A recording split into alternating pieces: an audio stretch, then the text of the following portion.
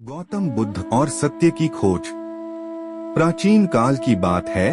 गौतम बुद्ध अपने शिष्यों के साथ एक गांव में रुके हुए थे। वहां के लोग उनके उपदेश सुनकर बहुत प्रभावित होते थे। एक दिन गांव के एक संपन्न और घमंडी व्यक्ति ने बुद्ध को चुनौती दी। वह व्यक्ति खुद को सबसे बुद्धिमान और तर्कशील समझता था। उसने बुद्ध से पूछा, तुम कहते हो कि सत्य ही सबसे बड़ा है, क्या तुम मुझे सत्य दिखा सकते हो? बुद्ध मुस्कुराए और बोले, अवश्य, लेकिन इसके लिए तुम्हें मेरे साथ यात्रा करनी होगी। क्या तुम तैयार हो? वह व्यक्ति सहमत हो गया। गौतम बुद्ध उस व्यक्ति को लेकर जंगल की ओर चल पड़े। यात्रा के दौरान बुद्ध शांत थे, जबकि वह व्यक्ति अधीर होता जा रहा था। चलते चलते उन्हें एक बूढ़ा आदमी मिला जो लकड़ियां काट रहा था।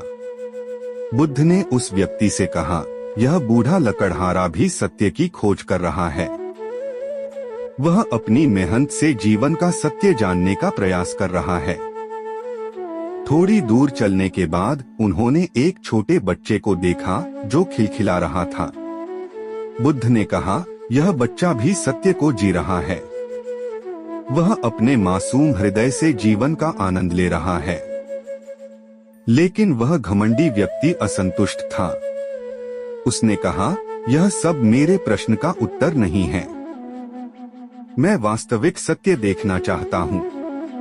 आगे बढ़ते हुए वे एक नदी किनारे पहुँचे। बुद्ध ने उस व्यक्ति को नदी की ओर देखते हुए कहा, देखो, यह पानी बहता जा रहा है। यह जीवन का प्रतीक है। सत्य भी इसी तरह बहता रहता है, कभी स्थिर नहीं रहता। जो सत्य को समझना चाहता है उसे इसे अनुभव करना होगा, इसे जीना होगा। वह व्यक्ति अभी भी संतुष्ट नहीं था। उसने कहा, ये सब उदाहरण हैं, मुझे सीधे सत्य दिखाओ। बुद्ध मुस्कुराए और बोले, सत्य न तो बाहर है न किसी चीज में छिपा है। सत्य तुम्हारे भीतर है। तुम जितना इसे बाहर खोजोगे उतना ही भ्रमित हो जाओगे।